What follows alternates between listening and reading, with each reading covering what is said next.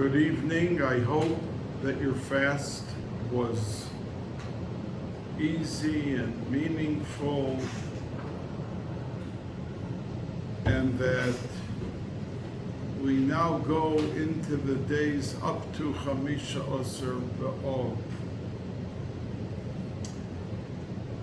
Of course, tonight everything is mutter. You're allowed to wash clothes, you're allowed to do a lot of things, except for the wine and the meat, that you have to wait until Chatzos, even though it's already Yud Aleph and it's not Yud.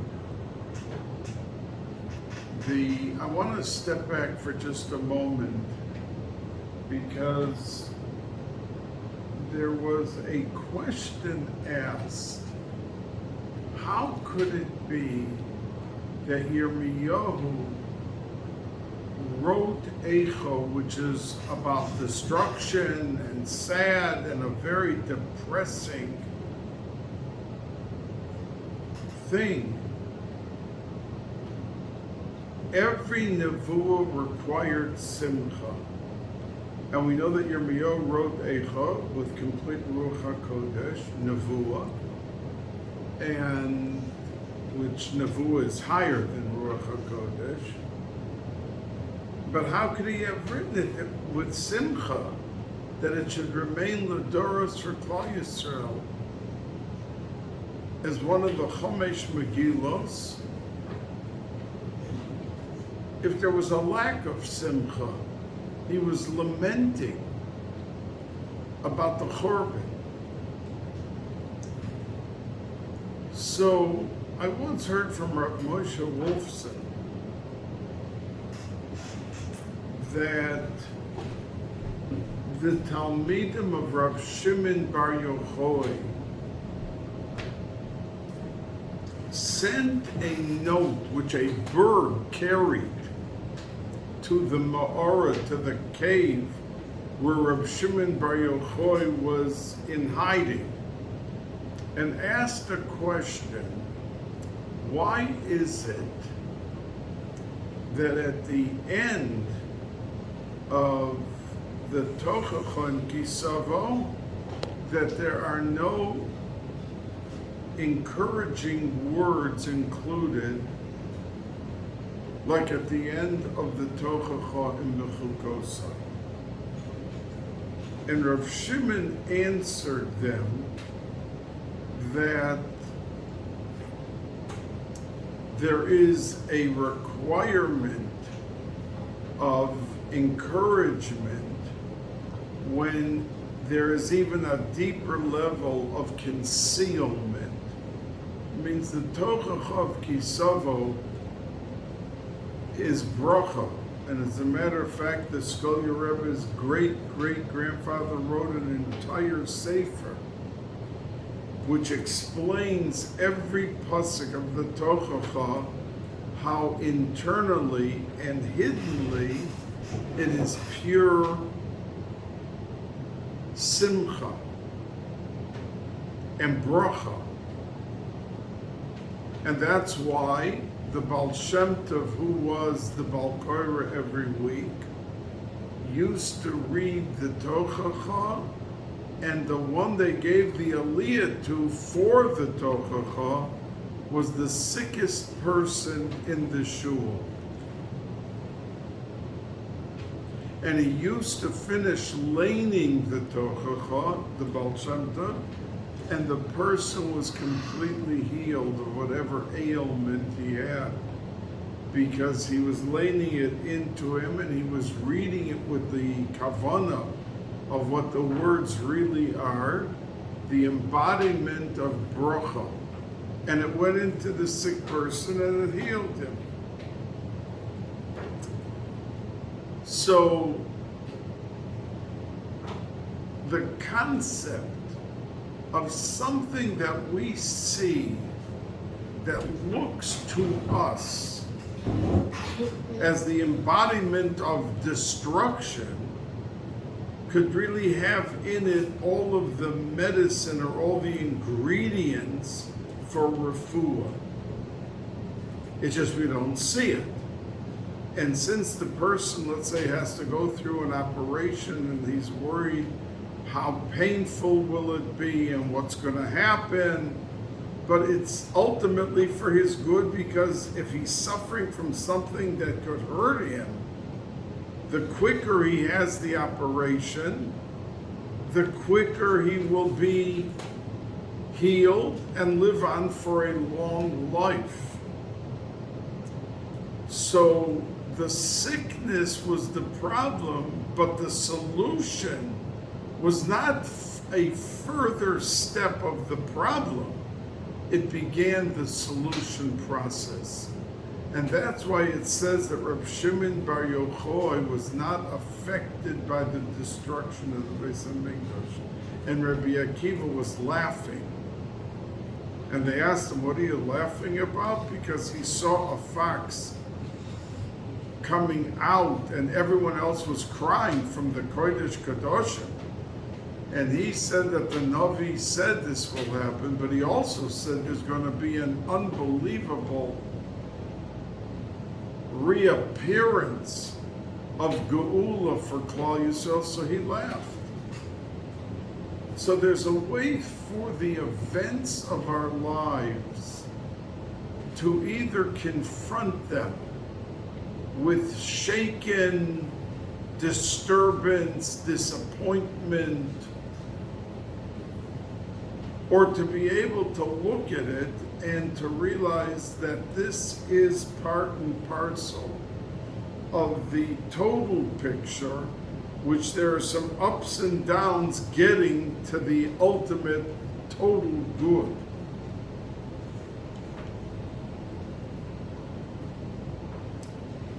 And that's why we teach Hagomel Chasodim Tovim Li'amo Yisrael, that Chasodim are kind acts and kind things. It's Avram Avinu, it's pure chesed. So why do we have to say in the bracha, Chasodim Tovim? If it's chesed, it's automatically good. So why are we saying Tovim, good? But the Meforshim explain that everything is chesed.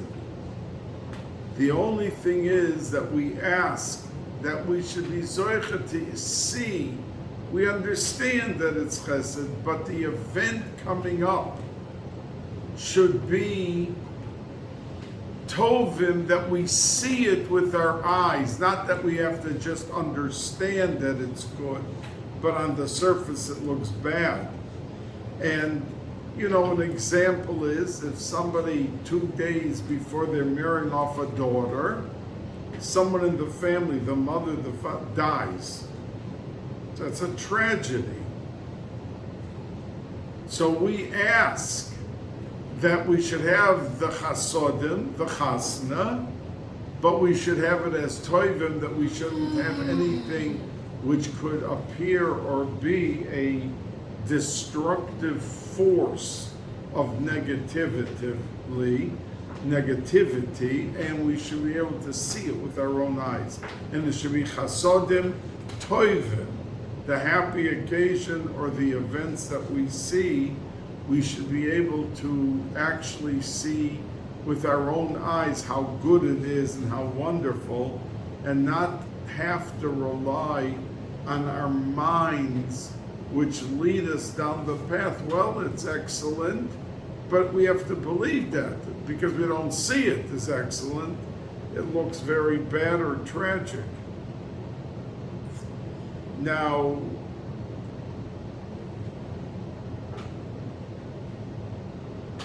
the Sfarim bring that, and the Chassam Sofer in Parshas Bahar talks a lot about it, that Shlomo HaMelech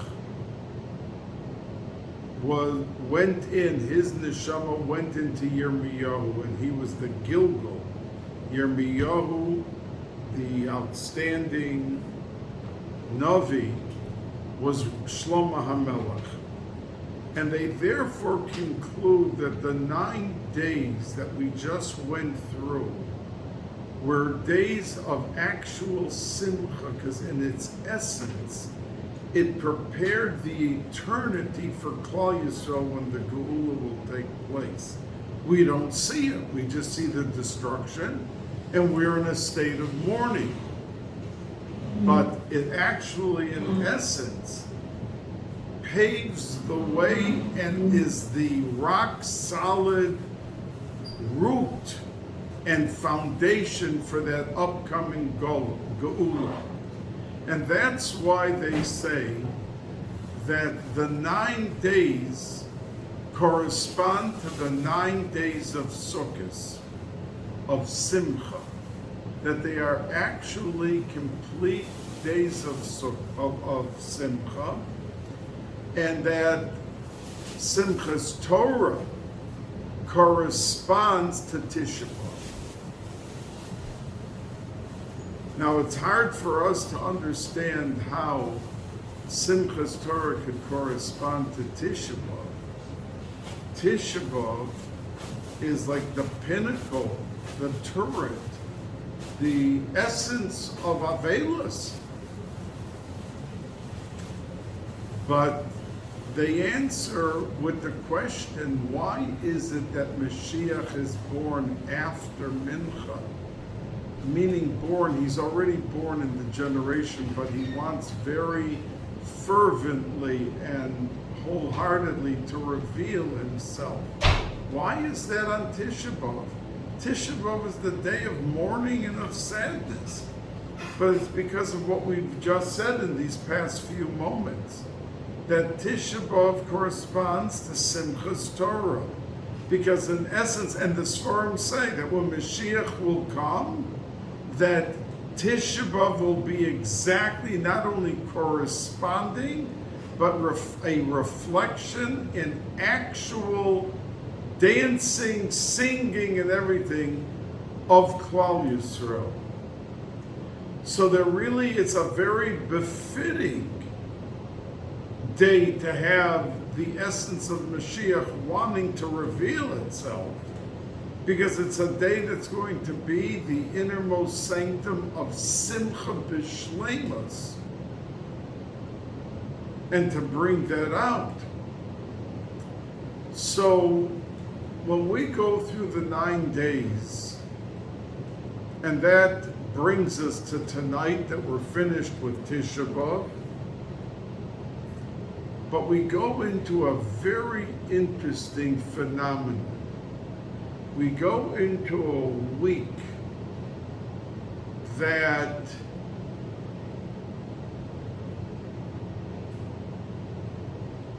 has in it Chamisha Osir B'Av. And this Thursday night will be Chamisha Osir B'Av, and as the Mishnah says, L'hoyu b'Yisrael Yomim Tovim, Kachamisha Osir B'Av v'chiyom HaKippurim, that they are equated. The Mishnah equates Chamisha Osir B'Av with Yom Kippur, and the Gemara asks, how could you put in the same breath, the same category, Chamisha Osir B'Av into the level of Yom Kippur? We understand that Yom Kippur, says the Gemara there, that indeed Yom Kippur is one of the most auspicious days of the year, because we had the Slicha, the Mechila, and the Kapara, and it not only remained for that one time, Slicha, Mechila, and Kapara, but it became etched into the essence of the time of Yom Kippur, that every Yud Tishrei to come up 1,000 years later, 2,000 years later, 3,000 years later, would always be a day which would exude the powerful force of Slicha, Mechila, and Kapara. So we understand why the Mishnah puts Yom Kippur as one of the most auspicious days. But then the Gemara goes on to ask, but what's this Chamisha Osir B'Av? Now, the Gemara for a page and a half, a daf and a half, goes into that Koloatzei Maracha. They finish cutting all the wood of the year that was needed for the fire on the Mizbeach. That was a tremendous simcha. Then it talks about the fact that Shevet Binyamin was disconnected to Klal Yisrael. There was a long time after the story of Pelegesh Begiva that Klal Yisrael were not allowed to marry into Shevet Binyamin, and no one from Shevet Binyamin into anybody else, and it went on for a long time. But they came to a point on a Chamisha Osir B'Ov that it had completed the cycle of uprooting that DNA of mean-spirited rishis that existed by Binyamin, and now that they were allowed to remarry and rejoin. So that happened on Chamisha Osir B'Ov, the Gemara says, so that was a big simcha. And the fact that Moshe Rabbeinu was told by our Kodesh Baruch Hu that everyone who was in the Midbar when the story of the spies, the Meraglim, took place, that he was told that none of them from age 20 to 60, it had nothing to do with the women or the children, or a man who was over 60. But anyone who was 20 to 60 would die in the Midbar and never go in to see Eretz Yisrael. And so what did Klal Yisrael do every year? So the Gemara says that the 600,000 men that this decree applied to used to dig a grave every year, Tisha B'Av, and they slept Tisha B'Av in the grave. Now there were 600,000 people, and it was 40 years, so there were 15,000 every year who did not wake up. Now, if in the morning of Tisha B'Av somebody woke up, he knew it was not his year to die. So he got out of the grave and was very happy. But the 15,000 who had to die there and didn't wake up, their graves were covered, and that's where they were buried. Now this went on for 40 years till the last year, and there were 15,000 left. The last 15,000.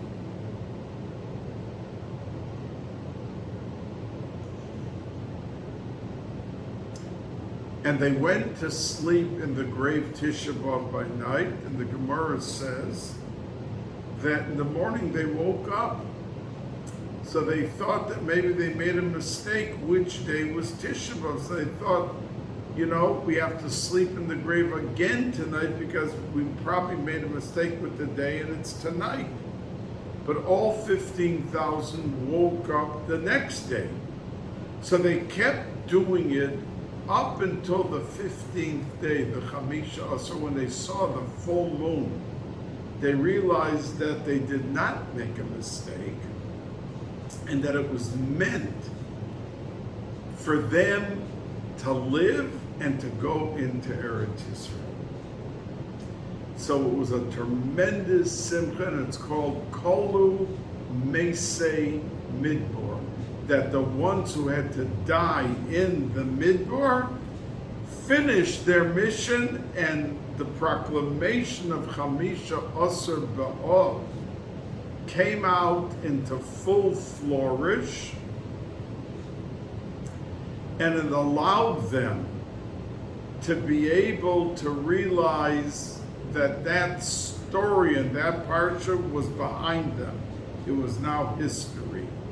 So it was a very big simcha that the people lived. They didn't die, this last group, and that they were able to move on from there and go into Eretz Yisrael. Now, we see that if indeed Tisha B'Av is secretly cloaked and masqueraded as a day of tremendous opportunity, and that's why Mashiach wants to reveal himself more than any other day of the year in Tisha B'Av in the afternoon. Because it is a day in essence of Simcha. And that's why it says that since Shlomo HaMelech was a Gilgal into Yirmiyahu, and we know that in the Ushpizin, we stop with David HaMelech on Hoshana Rabbah, but Al Pi Kabbalah there are Kadmoinim who write that there's an eighth Ushpizin, Shlomo HaMelech, into Shmini Atzeres, because in essence Shmini Atzeres and Simchas Torah, even though they're distinctly two different days, but in Eretz Yisrael it's one day. And that is the Ushpizin, Shlomo HaMelech's Ushpizin, on Shmini Atzeres, because it was on Shmini Atzeres that he finished building the Bais HaMikdash, and it was a continuation into Yirmiyahu, his neshama, the ability to revive Chorban and to project Geula, because the essence was Tisha B'Av, and that corresponds specifically, say the Svarim, to Shmini Atzeres, because both of them, the Ushpizin of Shlomo HaMelech and Shmini Atzeres, and Yirmiyahu, having had his neshama the same as Shlomo HaMelech, that the power that was inculcated and part and parcel of the essence of Shlomo HaMelech went into Yirmiyahu,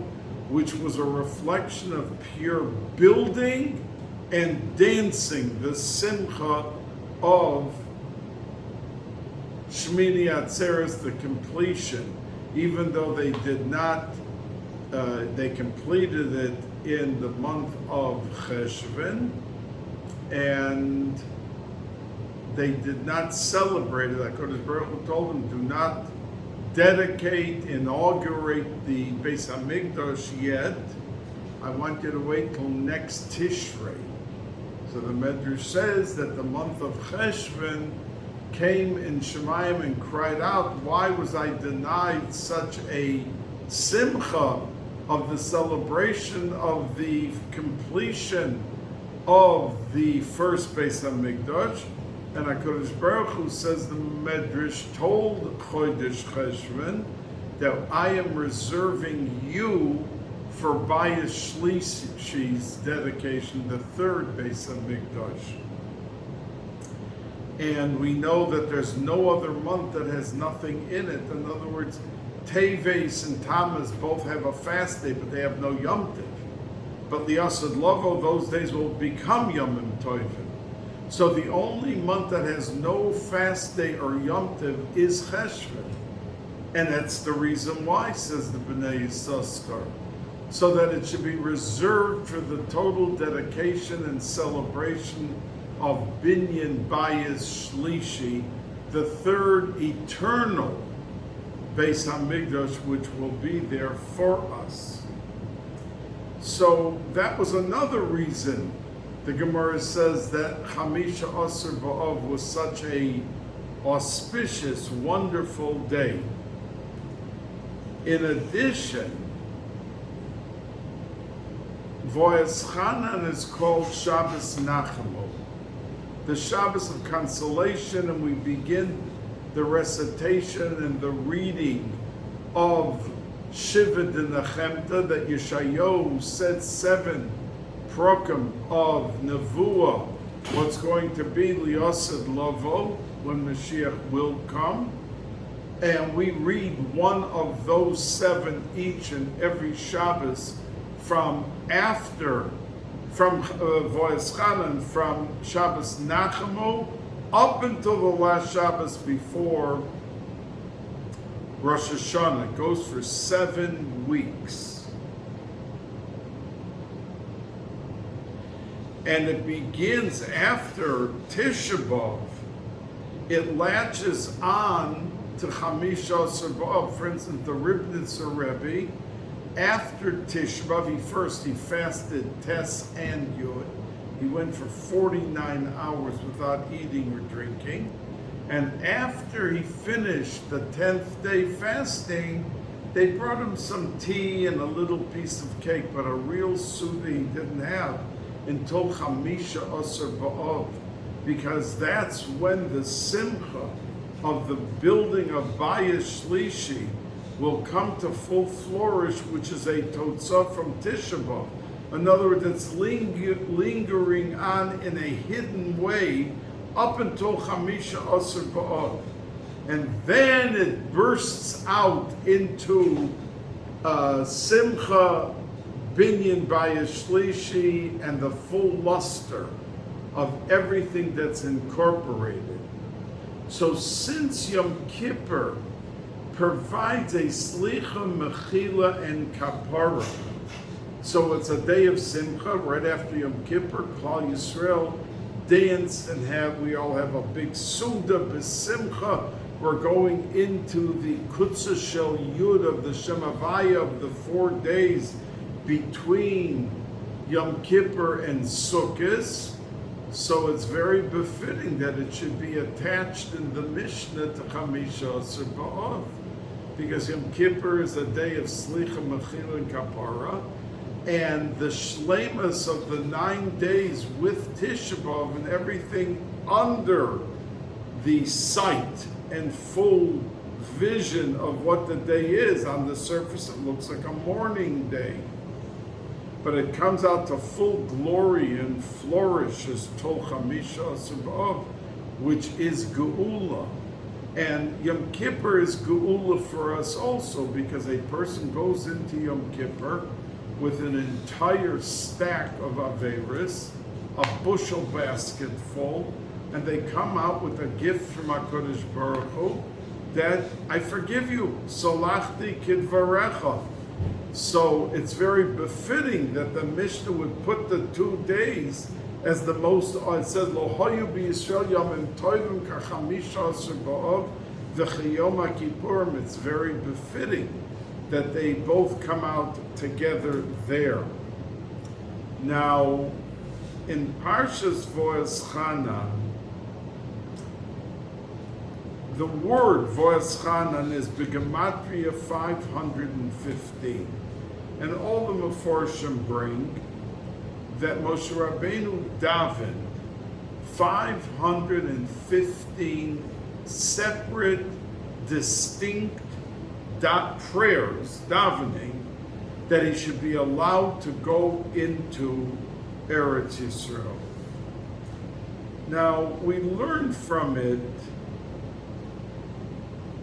that a person who wants to beseech and to ask of the Rabbanu Shalom something special, that there's no such thing by the Rabbanu Shalom of asking too much. The truth is, by HaKadosh Baruch Hu, that is not the case.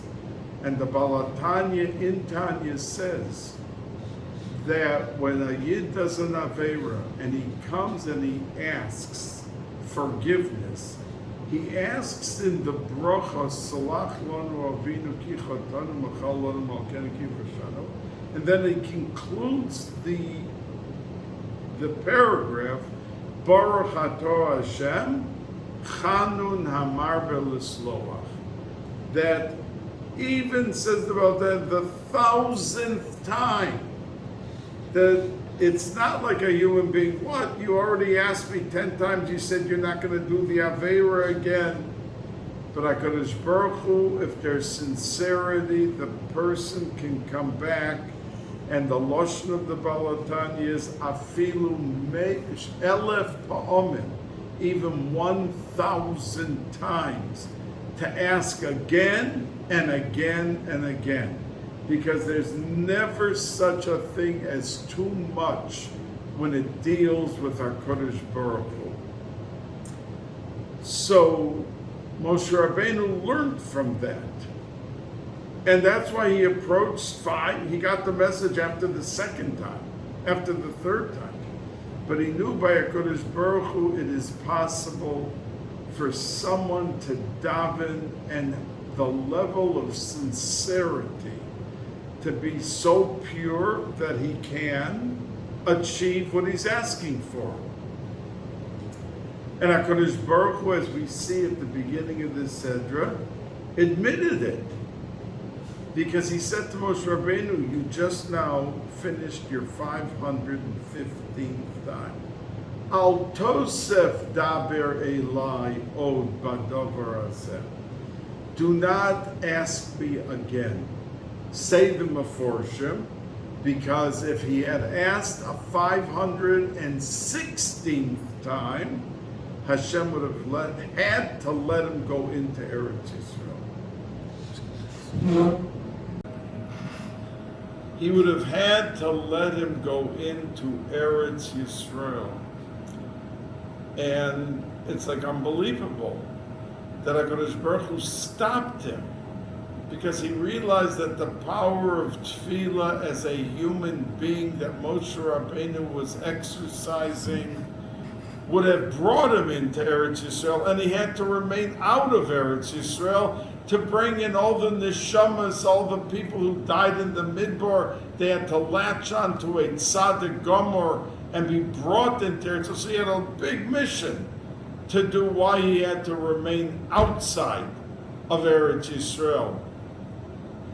But with all that, Hashem, the pasuk says, Al Tosef Daber Elai Od Badavar Hazeh, and all the Meforshim say, because had he asked the 516th time, he would have had to go in, be allowed to go in to Eretz Yisrael.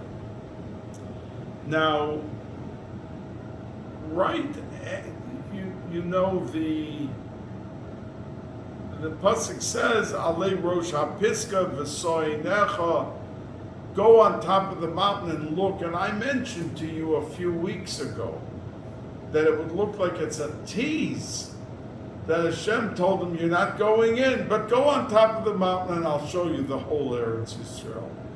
It was to be able to implant and instill in the heart and the chuk of every Yid, Ledoros, to want to go to Eretz Yisrael.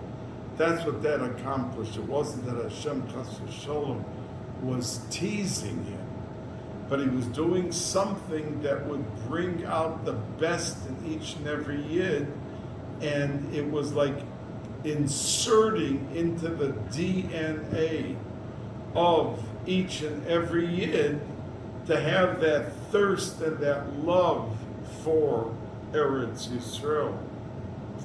Now, the parsha right after this is discussed, and by the way, that's the reason that Shema Yisrael is in this parsha, and that the parsha of the Aseres HaDibros is also in Voes Chanan. That this is all here because after a Tisha B'Av and going into a Chamisha Asar B'Av, springboarding from Tisha B'Av into that lofty realm that's together with Yom Kippur, the Torah talks about Orei Miklot. And it's like there's three places in Chamisha Chumshei Torah that Orei Miklot is either referenced to or it is instructed, as it says in this week's Sedra. Now, an Orei Miklot is really somebody who killed unintentionally, and we give him a place to run to survive. The Baal Shem Tov used to say that when a Yid has a problem or difficulty or sickness or needs a shidduch or needs children or needs parnasa, he has to envelop himself into the words of tefillah, of davening. It means he has to cloak the words, he has to get to the essence of the words and daven with such fervor and such zest and such zeal that when he encloaks himself in that, then he is able to reach the essence of what he wants to find and to be at the time of tefillah, to be able to succeed in what he wants. And that's the Orei Miklat. Orei Miklat means a city of refuge. But a Yid every day of his life puts himself into the words of tefillah, of davening, and that is able to lift him up and out of a situation or into the blissful sea of bracha, and to be able to take it from there with what he's doing and how he's living and what's coming about through his life. And that's why I've said to you that the mother of the Kohen Gadol, the Gemara says, used to run around from Orei Miklat to Orei Miklat, and give them candy and clothes, and the reason was because the only ticket to freedom for the man in the Orei Miklat was for the Kohen Gadol to die. And she didn't want her son to die. So she was like bribing with the candy and the clothing and everything that they shouldn't curse her son to die. But the curse really was not a curse, because Shlomo HaMelech once said that the fact that somebody curses you doesn't mean it's going to happen. So what was she so worried about? And the answer is not the curse, but she was worried about the tefillah, about the rachman. So says the Yerushalmi, that baracham, that they would daven so fervently to gain their freedom that he would die. So that's why she was going around to avert and to avoid such an ending never with her son.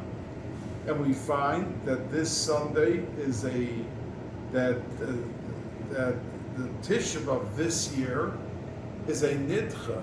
But the Shulchan Aruch says whether it's a nidcha or not a nidcha, every person, if they do a shidduch, should say Mazel Tov on Tisha B'Av. Now, according to what we just got done saying, it makes sense, because the essence of neshamas and the shoyrish neshama is there when man marries woman.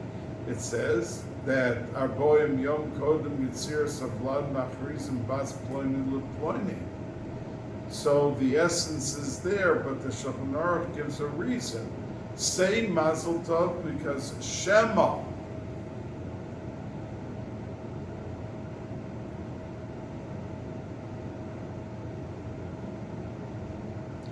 that maybe someone else is going to snatch away the shidduch. So say Mazel Tov, that makes like the conclusion that it's a deal. Just say Mazel Tov.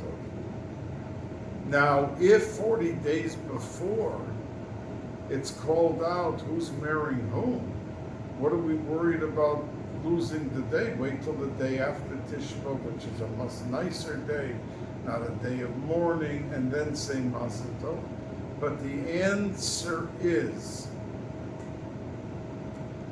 that through tefillah, it says, a person could snatch away someone else's basherter. It means it's true that Reuven's supposed to marry Leah. But if Shimon gets up and starts davening for Leah, he could break that original decree. So we see the power of tefillah and what it can do and its effectiveness in succeeding in our mission. Now, the Gemara says that there's a machlokes in a Mishnah between Rabbi Yehoshua and Rabbi Elazar. One holds that the world was created in Nisan. The other holds that the world was created in Tishrei. This is a machloikis that the Gemara in Rosh Hashanah Daf Chav Zayin discusses at length. And at the conclusion, Tosfos says, Elu ve'elu divrei Elokim chaim, both are right. How could they both be right? Was it either created in Tishrei or in Nisan? So Tosfos says, Tishrei b'machshava, Nisan b'maisa.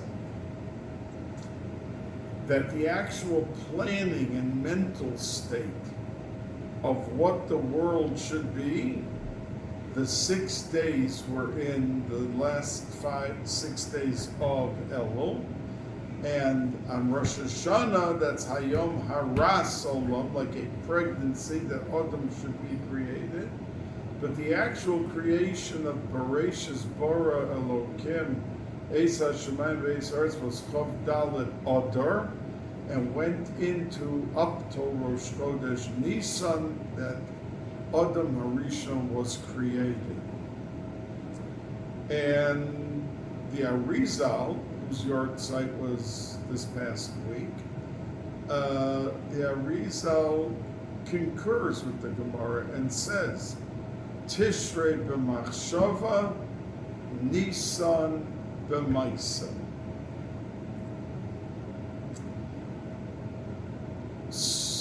Now,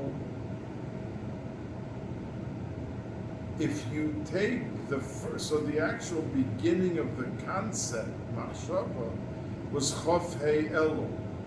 And if you go back 40 days before Chof Hei Elul, you come to Chamisha Asar Ba'ov. And that's the Arboyim Yom Kodim Yetziras HaVlad, Machrizim Bas Ploini Leploini. And as Mekubolim discuss, the Arizal and others, that Shalashudas, the time of afternoon on Shabbos, is called Riven Deriven.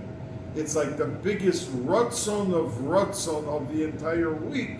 And that's one of the reasons that the Shemona Esrei for Mincha on Shabbos is the smallest, because the words are Gashmias. And Gashmias has no place in Riven Deriven, but we have to say Shemona Esrei. So they were Misakin and Shemona Esrei that would have the fewest words, and indeed, it is the shortest Shemona Esrei of the entire week. The weekday Shemona Esrei is 5 times as big, and even the other Shemona Esreis of Shabbos, Shachris and Musaf, are larger than the Mincha,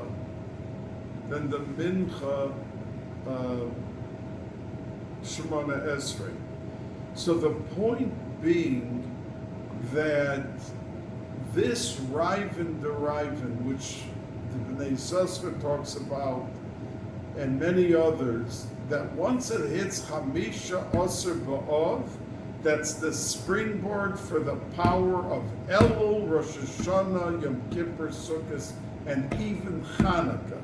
It concludes with the last day of Chanukah, Zos Chanukah, Bezos Yechupar, Avon Yaakov. So we see the power of Chamisha Asar Ba'ov being the first Zman Lamala for wanting to create the world, which began 40 days later, but it's 40 days before. It says Arboim Yom Koiden Yetziras HaVlad. So we see the power of the day and how it carries. And indeed, the Bnei Yissaschar says that if you add up the letters of Chamisha Asar Be'ov, it equals Ksiva V'chasima Tova. And that's why from Chamisha Asar Ba'ov, he says that people should begin wishing each other a Ksiva V'chasima Tova. And I want to say to everyone that we survived the 3 weeks, and Mashiach is waiting eagerly, and we're going into Chamisha Asar Ba'ov, which has limitless power to be mashpia good they say that even Purim wouldn't have been without the Chamish Asar Bishvat, which it draws as power. And they say that Rosh Hashanah and Yom Kippur wouldn't be with the Chamish Asar Be'ov. That powerful Sman is like dynamite. It enters into the essence of each and every Yid to be able to boundlessly attain goals in life that make HaKadosh Baruch Hu happy, and to be able to not only strive for better and better, but to thrive with better and better.